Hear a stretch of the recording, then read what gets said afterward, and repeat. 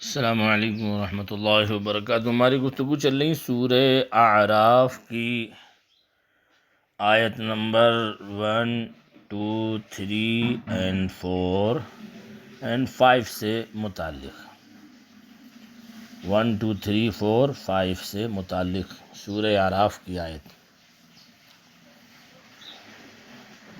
الف لام میم صاد۔ بسم اللہ الرحمن الرحیم، اللہ کے نام سے شروع جو نہایت مہربان رحم والا۔ الف لام میم صاد۔ فرماتے ہیں کہ یہ صورت مکہ مکرمہ میں نازل ہوئی، اور ایک روایت میں ہے کہ یہ صورت مکیہ ہے، سوائے 5 آیتوں کے، جن میں سے پہلی وَاسْأَلْهُمْ عَنِ الْقَرْيَةِ الَّتِي ہے۔ اس صورت میں 206 آیتیں اور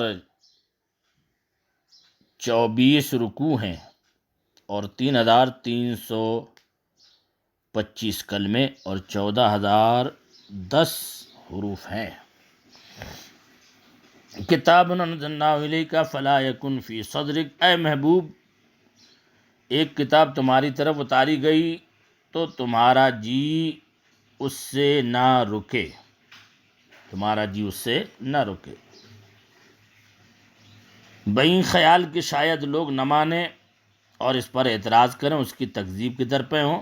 یہ خیال لوگ مانیں نہ مانیں، لیکن اے محبوب تمہارا جی اس سے نہ روکے۔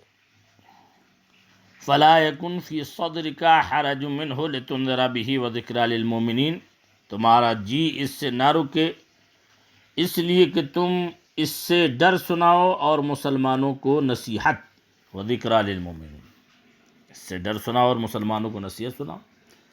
اتبعوا ما انزل الیکم من ربکم، اے لوگو اس پر چلو جو تمہاری طرف تمہارے رب کے پاس سے اترا، اس پر چلو جو تمہاری طرف تمہارے رب کے پاس سے اترا۔ ولا تتبعوا من دون اولیاء، اور اسے چھوڑ کر اور حاکموں کے پیچھے نہ جاؤ، اور اسے چھوڑ کر اور حاکموں کے پیچھے نہ جاؤ۔ قلیلا ما تذکرون، بہت ہی کم سمجھتے ہو۔ قلیلا ما تذکرون، بہت ہی کم سمجھتے ہو۔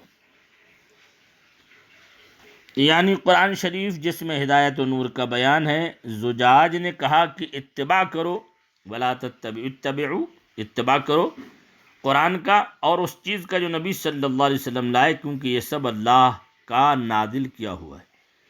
جیسا کہ قرآن میں فرمائے ما آتاکم الرسول فخذوہ، یعنی جو کچھ رسول تمہارے پاس لائیں اسے اخذ کرو، اور جس سے منع کرے اس سے باز رہو۔ وَكَم مِّن قَرْيَةٍ أَهْلَكْنَاهَا فَجَاءَهَا بَأْسُنَا بَيَاتًا أَوْ هُمْ قَائِلُونَ، اور کتنی ہی بستیاں ہم نے ہلاک کی، اب حکم الہی کا اتباع ترک کرنے اور اس سے اعراض کرنے کے نتائج پچھلی قوموں کے حالات میں دکھائے جاتے ہیں۔ کتنی ہی بستیاں ہم نے ہلاک کی۔ فَجَاءَهَا بَأْسُنَا بَيَاتًا أَوْ هُمْ قَائِلُونَ، تو ان پر ہمارا عذاب رات میں آیا یا جب وہ دوپہر کو سوتے تھے۔ معنی یہ ہے کہ ہمارا عذاب ایسے وقت آیا جب کہ انہیں خیال بھی نہ تھا، یا تو رات کا وقت تھا اور وہ آرام کی نیند سوتے تھے، یا دن میں قیلولہ کا وقت تھا اور وہ مصروف راحت تھے۔ نہ عذاب کے نزول کی کوئی نشانی تھی، نہ قرینہ کے پہلے سے آگاہ ہوتے، اچانک آ گیا۔ اس سے کفار کو متنبہ کیا جاتا ہے کہ وہ اسباب امن و راحت پر مغرور نہ ہو۔ عذاب الہی جب آتا ہے تو دفعتاً آتا ہے، اس لیے جو راحت رسانی اور جو اسباب ہیں اس پر گھمنڈ اور غرور نہ کریں۔ وَكَم مِّن قَرْيَةٍ أَهْلَكْنَاهَا فَجَاءَهَا بَأْسُنَا بَيَاتًا أَوْ هُمْ قَائِلُونَ، تو ان پر ہمارا عذاب رات میں آیا یا جب وہ دوپہر کو سوتے تھے۔ فَمَا كَانَ دَعْوَاهُمْ إِذْ جَاءَهُمْ بَأْسُنَا إِلَّا أَن قَالُوا إِنَّا كُنَّا ظَالِمِينَ، تو ان کے منہ سے کچھ نہ نکلا جب ہمارا عذاب ان پر آیا مگر یہی بولے کہ ہم ظالم تھے۔ عذاب آنے پر انہوں نے اپنے جرم کا اعتراف کیا، اور اس وقت اعتراف بھی فائدہ نہیں دیتا۔ اب عذاب آ گیا تو اب کہنے لگے نہیں یار، ہم نے جرم کیا، ہم ظالم تھے۔ عذاب آنے سے پہلے سرکشی کرتے رہے، اور جب عذاب نازل ہوا تو کہنے لگے نہیں یار ہم سے غلطی ہوئی، ہم ہی ظالم ہیں۔ تو اب یہ ان کا کہنا یہ خدا کے ہاں معتبر نہیں ہے۔ اللہ تبارک و تعالی ہمیں اور آپ کو ان آیات